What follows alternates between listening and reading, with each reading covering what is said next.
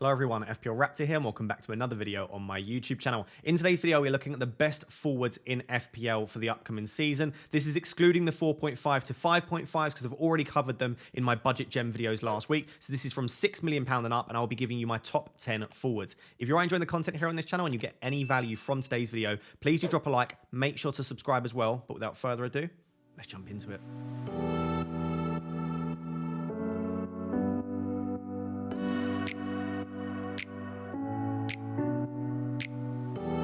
So guys, in today's video, all of the data has come from Fantasy Football Hub, as it will throughout the season as well. If you would like 50% off during pre-season, you can use the link in the description. For as little as £3 per month, you can get access to all of the data that I use in my videos. So in today's video, we're looking at my top 10 forwards, and I am recording this a few days just before it goes live because I'm currently on holiday when you're watching this, but I still wanted to give you content whilst I'm away. So if there have been any signings or sales or injuries that makes some of this video useless, I do apologize. If any more than a little bit is useless, you won't ever see it. So still watch, but I do apologize if something is slightly out of context because it might have happened whilst I was away. So in 10th and 9th, we have Callum Wilson and Julian Alvarez. I think that Callum Wilson would be significantly higher for me, and I mean significantly kind of top 3 if the fixtures were better, because his data has always been so strong. And once again last season, it was really, really strong too. The issue is that the fixtures are just not there. As we spoke about with Trippier in the previous video when we looked at the best defenders, the fixtures are shocking. And I still expect Newcastle to score goals, and so maybe you would want to pick Callum Wilson. Probably still going to be on penalties too. But I just feel like there are better options, especially at 8 million. We'll discuss two much better options, in my opinion, at that £8 million price tag. But the data was so good. We're talking about a 0.89 non-penalty expected goal involvement, and he has penalties on top of that. 7.34 expected FPL points per 90. He is comfortably one of the best assets in the forward bracket this season, in any season in FPL. I really do rate Callum Wilson that highly. It is literally the fixtures. If the fixtures were better, I would pick him. You can see, by the way, 1.72 big chance involvement per 90 for Callum Wilson, which is absolutely ridiculous. In 9th place, we have Julian Alvarez. The only reason that he's in 9th is simply because I still think, even if KDB is out for game week 1, and at me the time of me recording this, it looks like he could be back fit anyway, but even if he is out, I still don't think I can confirm that he starts enough games. And you can see here that last season, he only played 46 minutes per game on average. Yes, he started some, and yes, there were some spells where we could predict him starting a few in a row, but generally speaking, he is a squad player still at the moment. Maybe this season we'll start to see him burst into the first team on a more regular basis, but just for that reason, I can't pick him. You can see that his data was okay last season, though. 0.57 non-penalty expected goal involvement per 90. And with both Alvarez and Wilson, I do think that both players are exceptional finishers. I would expect them to outperform their expected goals a lot of the time. Especially Alvarez just looks like an absolute gunman. He looks like he finishes everything on his plate, and I absolutely love that about him. And I think over the next 2 seasons, I would expect Alvarez to firmly cement himself in that City starting 11. I just don't know whether from game week 1, he is the best asset to own. So for now, I like Wilson, I like Alvarez. At points this season, I think we'll own both, but they're nowhere near my game week 1 squad myself. In 7th and 8th, we have Yohan Wissa and Dominic Calvert-Lewin, and you might be surprised to see these as low as they are, because at points I've thought they are really, really good options in pre-season. And to be honest, I still do. Again, this is my top 10. This doesn't mean that I think that these are the worst of the options. These are the 7th and 8th of my top 10. So I think everyone in this video is a good option. I just think that they both have slight issues attached to them, which I will discuss. We'll start with Calvert-Lewin. It's purely fitness, to be honest. Again, at the time of me recording this, he has not featured in any pre-season games. Apparently, he's not injured. He's just not fully match fit or match fit enough or back from his holidays, whatever it may be, to feature. And I still do worry slightly. But the opening fixtures are so strong. And traditionally, historically, not necessarily last season, Calvert-Lewin's data tends to be pretty good. Last season, it wasn't great. We're looking at a 0.43 non-penalty expected goal involvement, but he is on penalties too. And when he's fit, he does tend to start and get 90 minutes. It's just whether you think he'll be fit enough, number 1, to start the season, and number 2, will he be fit enough to stay fit as well? Because it's all well and good starting against Fulham, but if he comes off and gets injured, all of a sudden, you've lost your first free transfer and you've got to move him on. So unless I see something from Calvert-Lewin in the rest of pre-season, which makes me believe that he is fully fit, I will be going without him, despite me thinking he is a good option. And then Yohan Wissa in 7th. The fixtures are really nice for Bournemouth after game week 1, and they continue to be pretty good right up until probably when you want to play your first wildcard, especially game weeks 2 to 4. I think those are 3 really strong fixtures from an attacking perspective. And Yohan Wissa's data wasn't terrible last season. We're looking at a 0.44 non-penalty expected goal involvement, which is about the same as we've got with Calvert-Lewin. The issue with Wissa is that I don't think that he's an exceptional finisher. And I don't think, for me anyway, from what I've seen and from the data that we've got access to, he's not the kind of player that will ever create a high volume of chances on a regular basis. He'll tick along. He'll have pretty decent data. He's got okay goal threat as well. I know in the absence of Ivan Toney, there is a chance that Wissa plays through the middle and it's actually in Burmo and Sharda as the wingers.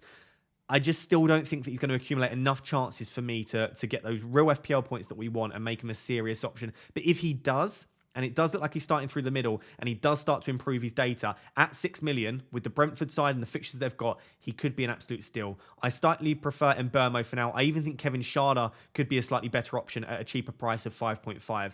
So I think both of these at 6 million could be nice. I think in a similar way to what I said with 9th and 10th, I think at various points this season, both Calvert-Lewin and Whistle will be in our FPL teams. I just don't think for now anyway, I'm that tempted to start with either in game week 1. So in 5th and 6th, we have Darwin Nunez and Cody Gakpo. And I'll be entirely honest, if you can nail who starts alongside Salah in game week 1 and beyond for the majority of minutes, I think they are worth owning. Jota, Diaz, Gakpo, Nunez, it does not matter who it is. If they start, they will accumulate chances and they will get attacking returns because Liverpool have comfortably been one of the best attacks in the league since Klopp has taken over. And despite wherever they finish, however bad they are defensively, they will continue to create chances and to score goals. The issue is who on earth is going to start. And it may well be that we just don't have a nailed Liverpool attacker alongside Salah. And by nailed, I don't mean every single game. We just want them to start the majority. But there may not be one. It may be that we get complete and utter rotation between the four of them. The reason that Darwin Nunez is currently ahead of Cody Gakpo is twofold. Number one, maybe reading into it a little bit too much. That getting the number 9 shirt does interest me. Has he had some sort of promise about a certain amount of minutes through the middle? Or is it as simple and honest as he just wanted the number 9 shirt? But if so, why didn't they give it to Cody Gakpo, who played a lot of minutes as the number 9 last season? And the other reason that I love Darwin Nunez is his attacking data is absolutely exceptional. It is the best in the league alongside Erling Haaland, and it is comfortably ahead of the likes of Cody Gakpo. As you can see here, 0.37 non-penalty expected goal involvement for Cody Gakpo, or non-expected goals, I should say. 0.78 for Darwin Nunez. It's over double. Like, it is so strong. And then expected assist is still higher for Darwin Nunez, 0.39, which is extremely creative for a forward, and 0.2 for Gakpo. So it's not necessarily that Gakpo's are bad for a £7.5 million forward. They're better than a lot of other forwards on this list. But Darwin Nunez's data is ridiculous. And I know he's a poor finisher, and I know he consistently seems to perform, or at least last season he did, his expected goals, underperform his expected goals. I just think that you can't create this level of chances and have this level of chance and not start to finish them. You can see last season he was involved in 2.06 big chances per 90. Yes, he doesn't tend to get 90 minutes, but you would say comfortably that you would expect every single game, even if he comes off early, that Darwin Nunez will get one big chance himself and maybe create a big chance for someone else too. So I think if Darwin does look nailed for game week 1, I think we'll see him in a hell of a lot more teams than 7.5 at the moment.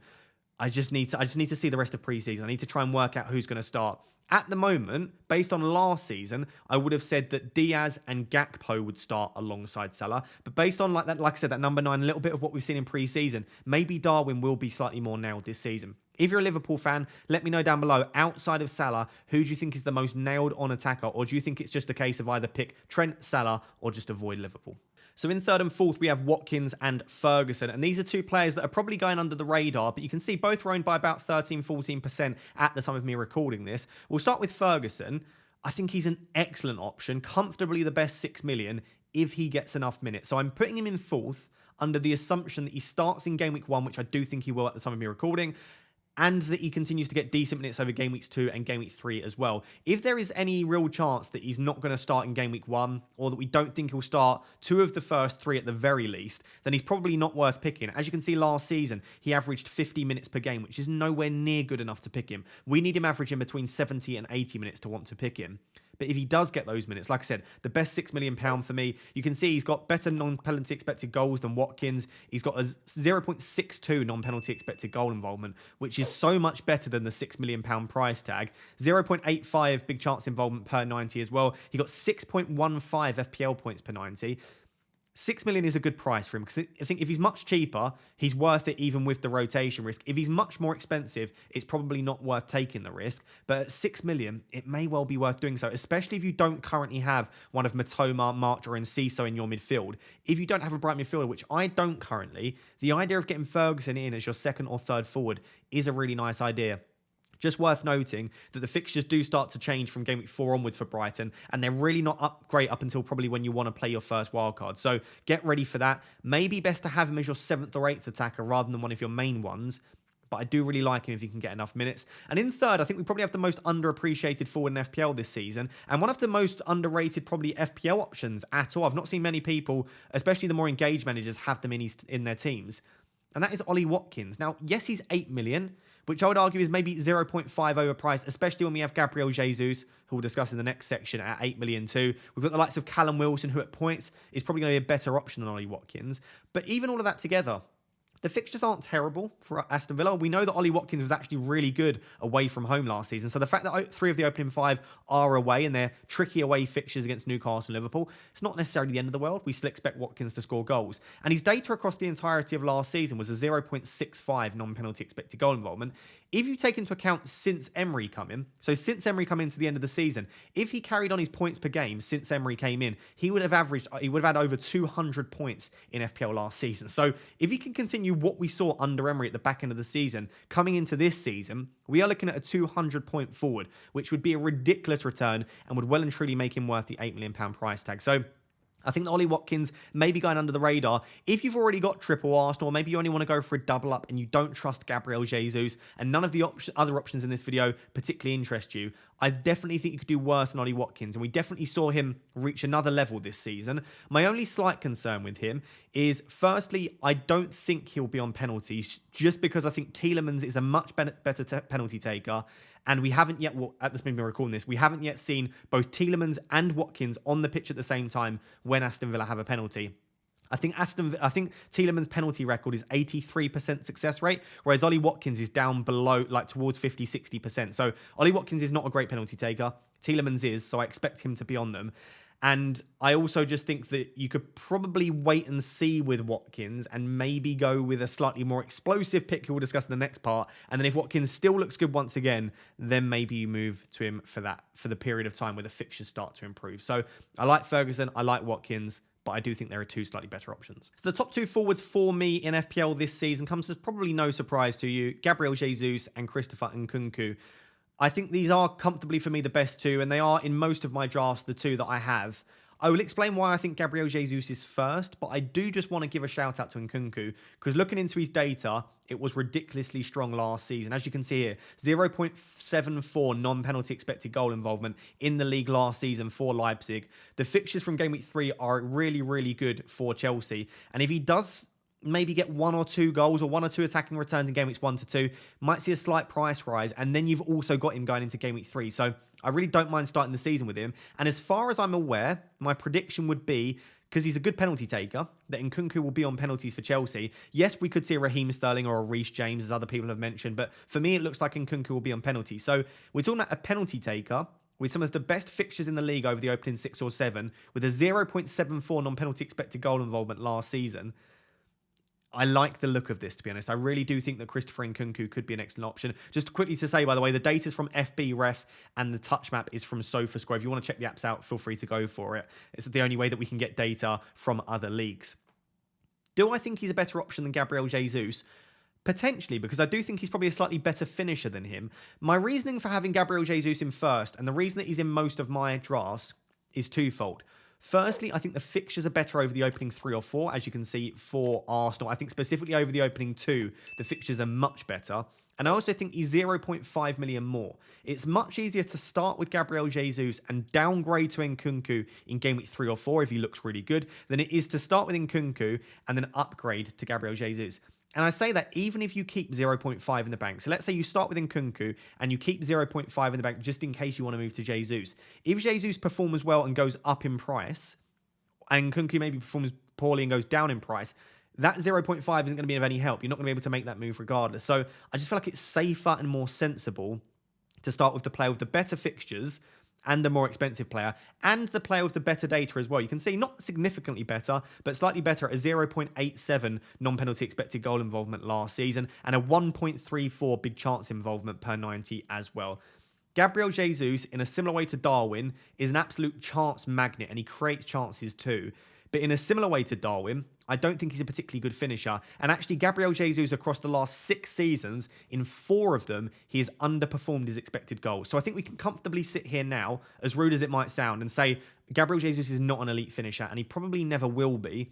I still feel like he creates enough chances and gets enough chances himself to still accumulate FPL points, though. And I feel like at 8 million, he is still my favourite forward in FPL, but I do like both Nkunku and Watkins. If you want to go slightly different, or maybe you want to have something like Gabriel, Martinelli and Saka in your teams, I would love to know down below in the comments, who is your current front line? I'm assuming it's Haaland. Do you have 1, 2 or no other forwards to back him up? I would love to know. So guys, there you have it. Those are the best forwards in FPL, in my personal opinion, the top 10. If you do want to see my opinion on some of the more budget forwards, last week I released a budget gems video where I went through the best forwards under 5.5 million in my personal opinion. So do go and check that video out. If you are enjoying the daily uploads on this channel, please do remember to drop a like. Also make sure to subscribe as well. We are on the road to 80,000 subscribers before Game Week 1, and I would really appreciate the support. Until next time, thank you very much for watching. Cheers. Bye-bye.